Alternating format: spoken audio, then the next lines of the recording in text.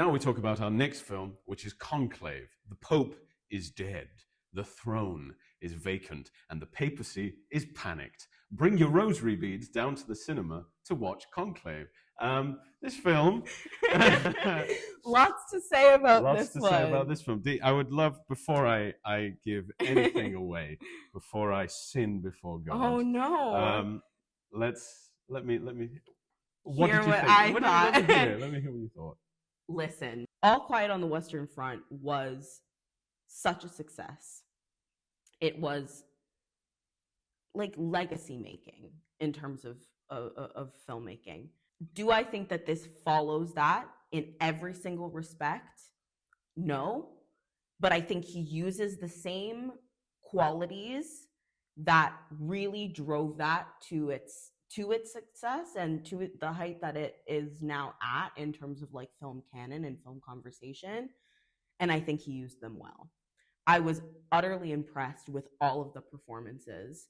I thought that it was visually striking and horrifying at moments that I was not expecting. I thought that the use of sound in All Is Quiet and then also in Conclave was piercing to the soul. I felt so involved in the story. However, I will say that I did think that the story had some plot issues, and I struggled as I got through the film to feel like it was moving forward in any sort of way. But I will say that overall, I did think that this film was striking and beautiful and thrilling. Well, that's very interesting to hear. And I really like your perspective as an actor. I think it's a really nice thing. And I'd love to talk about it a little more because I do agree with you that the performances were very, very strong. As you expect from this roster of greats, these giants. Ralph Fiennes, who is one of the finest, not a pun on his name, sorry Ralph. But yeah, he is just commanding. And as the dean of this whole conclave, yes, he does lead us through the film.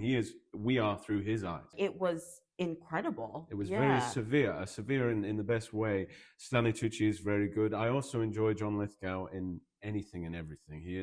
He towers above people. He's given quite a little to do. I wish he was given a bit more. That was another thing that the marketing around this film completely threw me off of, is that they market it as Ralph Fiennes, Stanley Tucci, and John Lithgow, but Sergio Castellitto is in it way more than he is as Tedesco. There is a word that I'd use to describe this entire film that I was thinking when I was leaving, which is inconsequential. Okay. I believe that this film has this grandiosity, this pomp, and this beauty of visual design, and it looks like it's important. However, to me, nothing.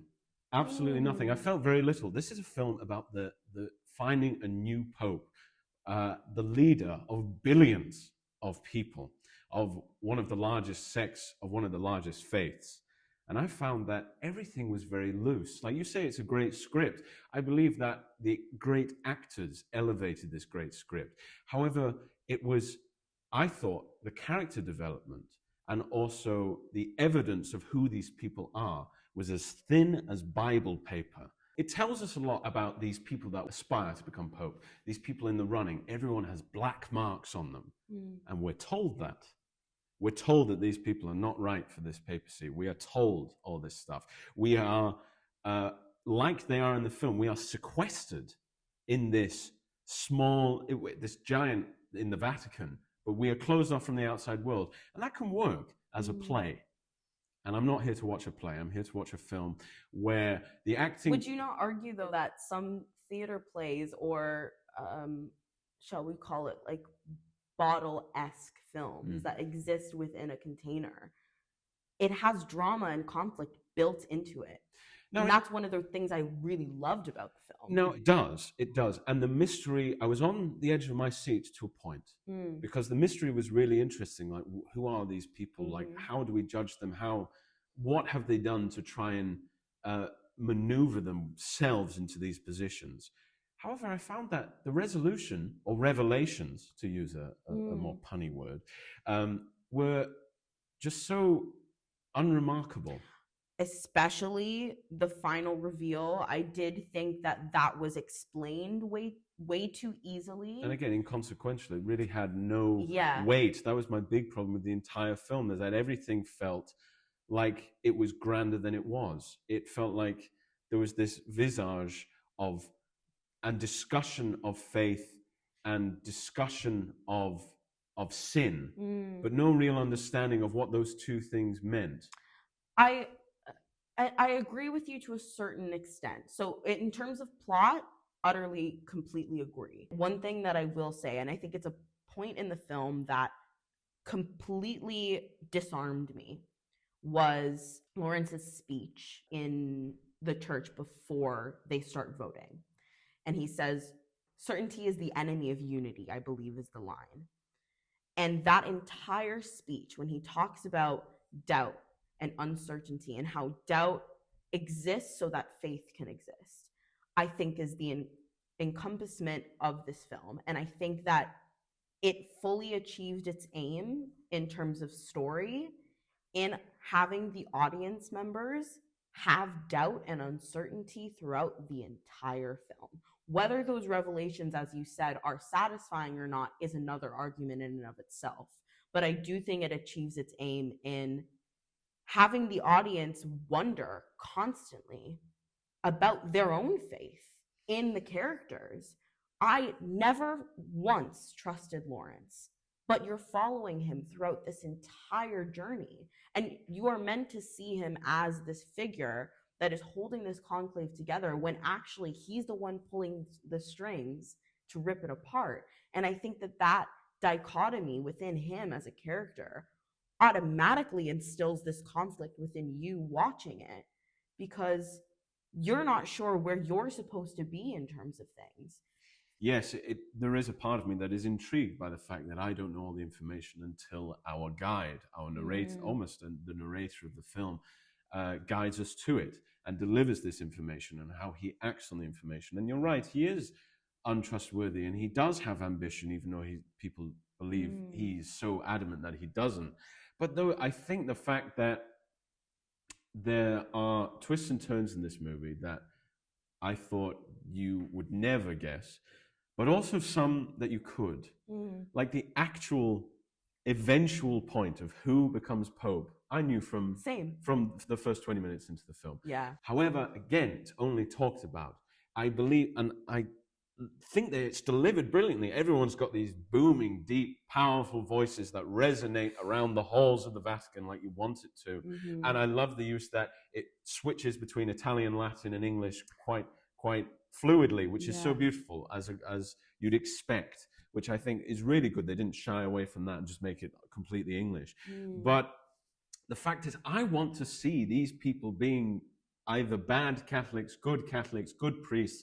I want to know what drove them into the positions they're in, because it's not an easy decision to just decide to be, or to devote your life to the church, not only to the church, but the actual papacy itself, and as cardinals. I felt like I liked the fact that we didn't know all the information, but then into the movie, I'd become tired of that.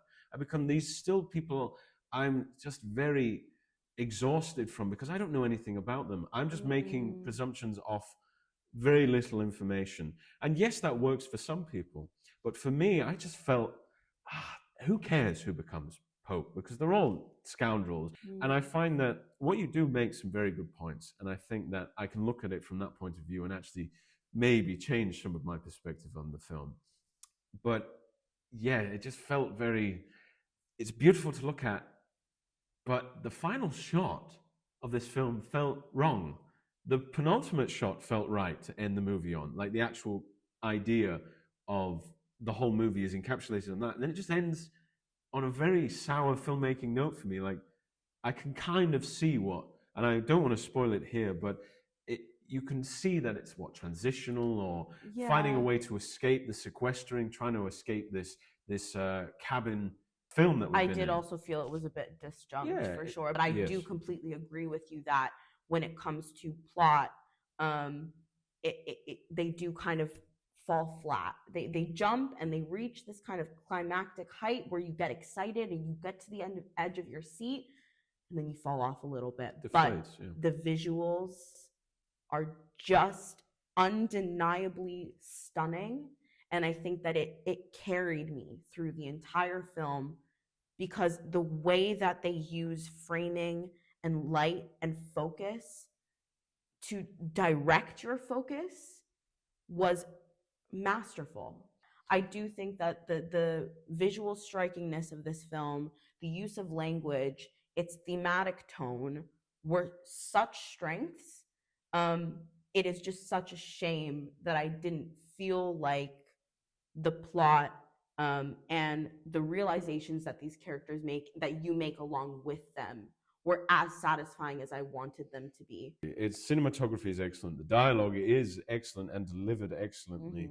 Mm-hmm. But if you want anything a bit deeper, I think you have to seek out something a bit different. I think the film needs to go to confession and and have a few plot-related sins confessed upon. But yeah, I'd recommend it to people who want to just go for the visual and to see these great actors.